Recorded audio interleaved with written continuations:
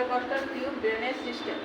তো এখানে হচ্ছে ছবি এঁকেছি, একটা হচ্ছে লাংস, দেন হচ্ছে যে পিলরি স্পেস এবং ইন্টারকস্টাল স্পেস। ইন্টারকস্টাল স্পেসটা হচ্ছে তার ফার্স্টে হচ্ছে ডেফিনেশন যে আইসিডিটা কি। এটা হচ্ছে যে ওয়াটার সিল ড্রেনেজ আর হেড টু কী করে, এসকেপ দ্য ফ্লুইড কী করে, এয়ার অ্যান্ড হচ্ছে যে ব্লাড ফ্রম দ্য কী করে, যে পিলরি স্পেস থেকে যে এসকেপ করতে হেল্প করে। এবং এটা কী করে যে এক্সেল কী হচ্ছে যে ব্রেথ ইট কী করে প্রিভেন্ট করে যে হচ্ছে reverse flow air in pleural space, যে রিভার্স ফ্লো হয় সেটা হচ্ছে যে কি এসকেপ করে। এবার ইন্ডিকেশন আমরা কাজের ক্ষেত্রে যে আইসিডিটা করবো, এখানে লিখি যে হাইড্রোথোরাক্স, মানে হচ্ছে যখন হচ্ছে পিলরি স্পেসে কী হয়, হাইড্রোথোরাক্স মিনস হচ্ছে যে যখন হচ্ছে ফ্লুইডটা অ্যাকুমুলেট হয়। হেমোথোরাক্স যখন হচ্ছে যে ব্লাডটা কী হচ্ছে যে পিলরি স্পেসে অ্যাকুমুলেট হয়। বা নিউমোথোরাক্স, নিউমোথোরাক্স যখন হচ্ছে যে এয়ার অ্যাকুমুলেট হয় পিলরি স্পেস। বা হচ্ছে পাইরোথোরাক্স, মানে হচ্ছে যখন পাস হচ্ছে অ্যাকুমুলেশন হয় এই পিলরি স্পেসে।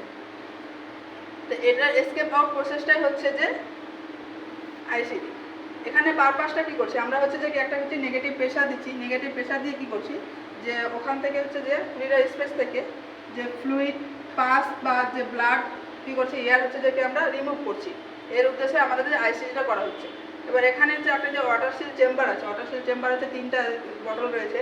ফার্স্ট যেটা হচ্ছে যে কালেক্টিং চেম্বার। তো এখানে কী করছে যে এখানে হচ্ছে যে ইয়েটাকে ড্রেনেজ করা হয় যখন, তো ড্রেনেজটা কখন করবো, যখন হচ্ছে যে আমাদের দেখা গেল যে ফ্লুইড আছে, ফ্লুইড যদি থাকে তাহলে আমরা হচ্ছে যে 8 আর 9 ইন্টারকস্টাল স্পেসে আমরা ড্রেনেজ করবো। যদি হচ্ছে এয়ার থাকে, এয়ার হচ্ছে কি যে হালকা যদি উপরের দিকে থাকবে তাহলে কি হচ্ছে এয়ারের সময় হচ্ছে যে সেকেন্ড আর থার্ড ইন্টারকস্টাল স্পেসে আমরা ড্রেনেজ করবো।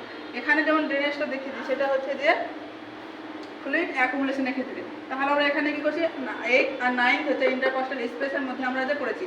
ইন্টারকস্টাল স্পেস মানে হচ্ছে যে রিপসের দুটো রিপসের মাঝে যে ফাঁকাটা থাকে, এখানে হচ্ছে যে আমরা কী করছি 8 আর 9 ইন্টারকস্টাল স্পেসে আমরা ড্রেনেজটা করছি। এখানে ড্রেন করে কী করছি যে ফ্লুইডটাকে অ্যাকুমুলেট করছি এখানে। তো এটাকে বলে কালেকশন চেম্বার। কালেকশন চেম্বারে মার্কার থাকে এবং এখানে যে ডেট অ্যান্ড টাইম দেওয়া থাকে যে কতক্ষণ সময় ধরে আসছে এবং কতটা হচ্ছে অ্যামাউন্টটা ফ্লুইড আসছে, সেটা হচ্ছে যে এখানে ক্লিয়ার করে মার্কার থাকে ডেট অ্যান্ড টাইম। যেমন ধর কি একদিনে হচ্ছে 500 ml আসলো, তাহলে তুই যে টাইমটাতে দেখলি সেই টাইমটা হচ্ছে ক্লিয়ার করে এখানে লিখে দিতে হবে যে 500 ml এসছে, এই টাইমটাতে এসছে, এটা ক্লিয়ার করে লিখে দিতে হবে। এবং এখানে হচ্ছে নর্মাল রেটটা যে ফ্লুইডটা আসে তার নর্মাল রেটটা হচ্ছে যে 75 থেকে 100 ml পার আওয়ার আসবে, তাহলে সেটা হচ্ছে যে নর্মাল ফাইলিং। এবার অ্যাবনর্মাল কখন বলবো, অ্যাবনর্মাল তখনই বলবো যখন এটা হচ্ছে যে 100 ml পার আওয়ার থেকে যখন বেড়ে যাচ্ছে তখন তার আমরা কিন্তু সেটাকে অ্যাবনর্মাল বলছি। এবং এর থেকেও বেশি বেশি বাড়ছে কারণটা কী বলতো, এখানে যখন বাড়ছে হচ্ছে কারণ আরেকটা জিনিস আছে যে বিকাম হচ্ছে ব্রাইট রেড। যদি তার সঙ্গে যদি কালারটা কী থাকে যে কী হচ্ছে রেড থাকে, তাহলে অবশ্যই বুঝতে হবে আমাদের যে কোনো ইন্টারনাল হেমারেজ হচ্ছে, সেই জন্য এতটা ফ্লুইড আসছে। প্লাস হচ্ছে যে রেড আসছে কালার, তাহলে অবশ্যই ডক্টরকে সেই সময় ইনফর্ম করতে আসতে হবে। এটা হচ্ছে যে কালেকশন চেম্বারের মধ্যে গেল। এবার কালেকশন চেম্বারের পরে আসছে যে water seal chamber. Water seal চেম্বারটা হচ্ছে যে এখানে হচ্ছে যে কী করা হয় যে এটা পুরোটাই হচ্ছে চেম্বারটা কী করা হয় যে প্লেস করা হয় বিলো দা হচ্ছে যে চেস্ট পেশেন্টের কী হচ্ছে যে নিচের দিকে করা হয় হচ্ছে গ্র্যাভিডামের জন্য, যত ভারী বস্তু থাকবে নিচের দিকে আসবে। এবার হচ্ছে এখানে হচ্ছে সবসময় হচ্ছে যে এনএস দিয়ে 1/3 2/3 বা হচ্ছে যে 2/3 হচ্ছে সেমি বা কী হচ্ছে ফ্ল্যাপ থাকে সবসময়। এবং পেশেন্টকে আমরা কী দেবো সেই সময় হচ্ছে পজিশন দেবো, ফাউলার পজিশন দেবো। আর এই ড্রেনের টিউবটা হচ্ছে যেটা সাইজ সেটা হচ্ছে যে 38 থেকে 42 ইঞ্চ হচ্ছে সাইজ থাকবে। এখানে হচ্ছে চেম্বারের মধ্যে বটলটা কী করবে ড্রেনেজ করবে, যেটা ফিল করছে এনএস দিয়ে কী করছে 2 থেকে 30 এমএল আমরা ফিল আপ করে রাখছি। এখানে হচ্ছে দুটো প্রেশার, একটা পজিটিভ একটা নেগেটিভ। পজিটিভ তখনই বুঝবো এটা যদি হচ্ছে যে আমরা কী বলছি এটা ওয়াটার অসিলেশন। ওয়াটার অসিলেশন মানে হচ্ছে যে জলটা হচ্ছে ওঠা নামা করবে, তাহলে সেটা হচ্ছে নর্মাল ব্যাপার। যখন হচ্ছে যে মুভ আপ মানে ইন্সপিরেশন করবে তখন হচ্ছে যে ওয়াটারটা উঠবে, যখন এক্সপ্রেশন করবে নিচের দিকে নামবে, এটা যতক্ষণ থাকবে সেটা হচ্ছে নর্মাল ব্যাপার। এটা কি বললাম যে অসিলেশন। এটা হচ্ছে যে কি পজিটিভ মানে ঠিক আছে নর্মাল আছে।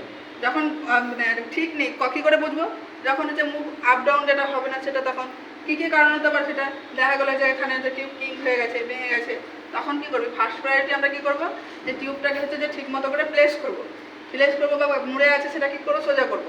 এটাই হচ্ছে যে ফার্স্ট হচ্ছে নার্সিং অ্যাকশন। তাহলে এটা কী গেলো ওয়াটার সিল চেম্বার গেল। এবার দেখা গেল এখানে যে ইন্টারমিডিয়েট বাবলিং হচ্ছে। ইন্টারমিডিয়েট বাবলিং হচ্ছে, তাহলে কি হচ্ছে এটা নর্মাল ব্যাপার। কারণ হচ্ছে যে আমরা যখন এখানে কি বলেছিলাম যে 4টে জিনিসই বলেছিলাম যে আমরা অ্যাকুমুলেট হলে ওখান থেকে আমরা টেস্ট টিউব ড্রেনেজ করছি, তাহলে এখানে এর মধ্যে এয়ার ছিল, এয়ার যদি আমরা যদি রিমুভ করি তাহলে কি হচ্ছে এখানে বাবলিং হবে। তাহলে কি হচ্ছে যে ইন্টারমিডিয়েট এতে যে বাবলিংটা হওয়া হচ্ছে যে নর্মাল ব্যাপার। এবার হচ্ছে থার্ড বোতল, যেটা হচ্ছে যে সাকশন চেম্বার। এটা কি হচ্ছে বোতল চেম্বারটা হচ্ছে যে কি করছি যে রিমুভ করছে ফ্লুইড, যখন হচ্ছে যে ডেফিসিয়েন্ট এসকেপ ফ্লুইড, যখন হচ্ছে যে ফ্লুইডটা এসকেপ আউট হচ্ছে না তখন করছে এটা।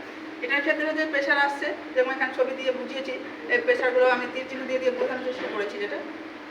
তো এক্ষেত্রে হচ্ছে যে কী করবো, রিমুভ করবো ফ্লুইডটা, যখন ডিফিকাল্ট এসকেপ হবে এর সাকশন প্রেশার থাকবে যে 5 থেকে 10 সেমি হচ্ছে যে কি H2O থাকবে।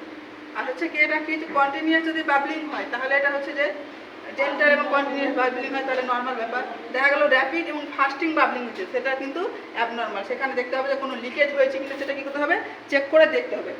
আর যখন আমরা চেস্ট টিউবটা রিমুভ করবো তখন আমরা কি করব, বা দেখা গেল কোনো সময় হচ্ছে যে পুরো এটা রয়েছে চেম্বারটা, এখানে হচ্ছে যে চেস্ট টিউবটা হচ্ছে যে ভেঙে গেছে, তখন কি করবো ফার্স্ট হচ্ছে যে আমরা বা ওয়াটার সিলিন্ডার যে বোতলটা হচ্ছে ভেঙে গেছে, তখন আমরা কী করবো ফার্স্টে হচ্ছে যে আমরা যে করে হোক এখানে এটা কী করবো টিউবের ইন পয়েন্টটাকে কী করবো যে ওয়াটারের মধ্যে স্টেরাইল ওয়াটারের মধ্যে বা এনএসের মধ্যে আমরা কী করবো ডিপ করবো, দিয়ে কী করবো আমরা যে ডক্টরকে ইনফর্ম করবো।